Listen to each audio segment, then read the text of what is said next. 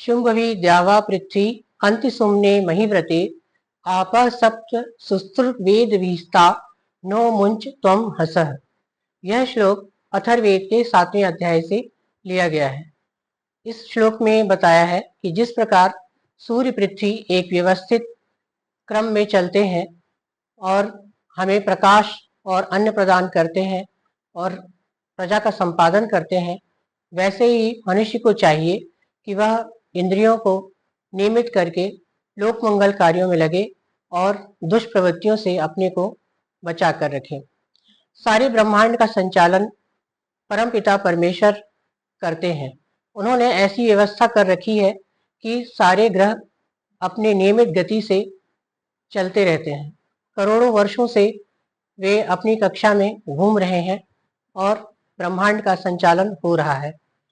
यह हम कह सकते हैं कि एक ऑटो पायलट मोड में यह कार्य चल रहा है।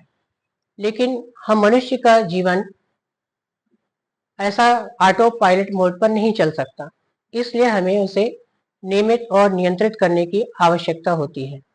यदि हम आध्यात्मिक उन्नति पाना चाहते हैं तो हमें अपने इंद्रिय और मन को विशेष रूप से नियंत्रित करना पड़ेगा, तभी हम अपने उस आध्यात्मिक लक्ष्य को प्राप्त कर पाएंगे।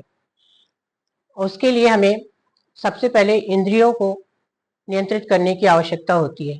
इंद्रियों के लिए जो भी प्रलोभन होते हैं उनसे हमें अपने आप को बचाकर रखना चाहिए, जिससे हम उन प्रलोभनों में ना फंसे। और यदि हम इंद्रियों के प्रलोभन में फंसे रहेंगे तो कभी इंद्रियां तृप्त नहीं होंगी और हमारा वह चक्र चलता ही रहेगा। दूसरा, हमारा मन वह भी बहुत चंचल होता है, इसके प्रति भी हमें सतर्क रहना चाहिए।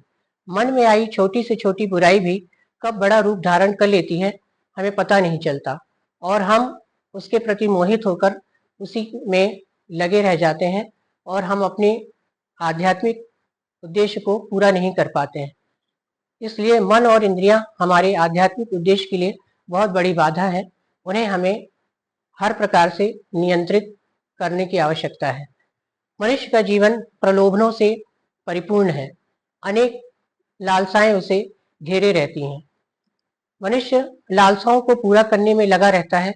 एक के बाद एक अनेक लालसाएं, इच्छाएं जन्म लेती रहती हैं और वह उन्हीं कुचक्र में फंसकर रह जाता है और जीवन व्यतीत हो जाता है और वह अपने उस आध्यात्मिक उद्देश्य की प्राप्ति नहीं कर पाता है। इसलिए हमें चाहिए कि हम उन कुचक्र से निकलने के लिए अपने मन को मजबूत बनाएं, इंद्रियों को अनुशासित करें। यदि हम अनुशासन की वो तकनीक विकसित कर लेंगे जिसके द्वारा मन को बुद्धि से हम नियंत्रित कर सकें, तो हम अपने उस उद्देश्य की पूर्ति कर पाएंगे। समाज में ऐसे अनेक उदाहरण देखने को हमें मिले हैं। अनेक महापुरुष हुए हैं जिन्होंने अपनी आध्यात्मिक उन्नति की ऊंचाइयों को छुआ है। इनमें स्वामी विवेकानंद, स्वामी दयानंद सरस्वती, पंडित श्री राम शर्मा आचार्य, महर्षि महेश योगी, देवरहा बाबा और ऐसे अनेक हम उदाहरण देखने को मिलते हैं जिन्होंने अपने जीवन को उन ऊंचाइयों तक पहुंचाया। यदि हम उनको उनके जैसे ही हम बनना चाहते हैं तो हमें भी इसी प्रकार से अपने मन और इंद्रियों को संयमित करके जीवन के उद्देश्यों की प्राप्ति की ओर अपना जीवन लगाना चाहिए और यह हमारे आत्मबल से संभव है।